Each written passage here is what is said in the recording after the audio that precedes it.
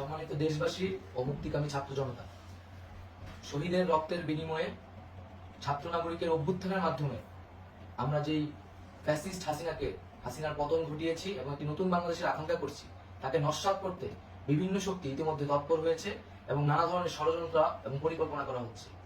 আমরা মুক্তিকামী ছাত্র জনতার পক্ষ থেকে স্পষ্টভাবে বলতে চাচ্ছি যে এই বাংলাদেশকে ফ্যাসিবাদী রেজিম থেকে মুক্ত করার জন্য এবং একটি নতুন বাংলাদেশ, জনগণের বাংলাদেশ প্রতিষ্ঠার জন্য সকল ধরনের ষড়যন্ত্রকে নস্যাৎ করার জন্য, প্রতিহত করার জন্য বাংলাদেশের ছাত্র জনতা কিন্তু সদা প্রস্তুত রয়েছে।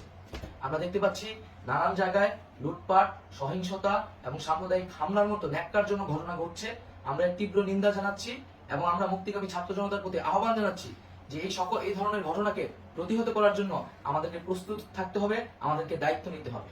কেউ যাতে এই আন্দোলনকে নস্যাৎ করার জন্য এই ধরনের ঘটনা ঘটানোর সুযোগ না পায়, সেদিকে আমাদের সদা সতর্ক থাকতে হবে।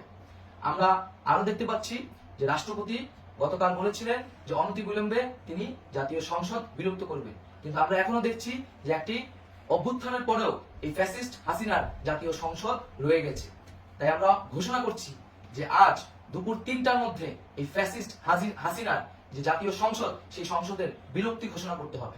যদি আজ বিকাল 3টার মধ্যে এই জাতীয় সংসদের বিলুপ্তির ঘোষণা না আসে, তবে আমরা কঠোর কর্মসূচি দিতে বাধ্য থাকব। এছাড়া বন্ধুগণ, সবার জন্য আমরা জানাচ্ছি যে আমাদের যে অন্তর্বর্তীকালীন সরকারের কথা আমরা বলেছি, সেই সরকারের প্রধান উপদেষ্টার নাম আমরা ইতিমধ্যে ঘোষণা করেছি এবং এই সরকারের অন্যান্য উপদেষ্টা সহ সামগ্রিক রূপরেখা আমাদের প্রস্তুত রয়েছে। আমরা খুব শীঘ্রই সেই রূপরেখাটি জাতির সামনে উপস্থাপন করব।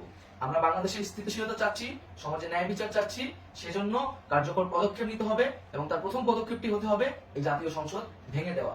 এবং সবার প্রতি আহ্বান থাকবে, আপনারা শান্তিপূর্ণভাবে অবস্থান রাখুন, শান্তিপূর্ণভাবে এবং অহিংসভাবে এবং সকল পরিকল্পনাকে, ষড়যন্ত্রকে নস্যাৎ করার জন্য সদা সতর্ক থাকুন।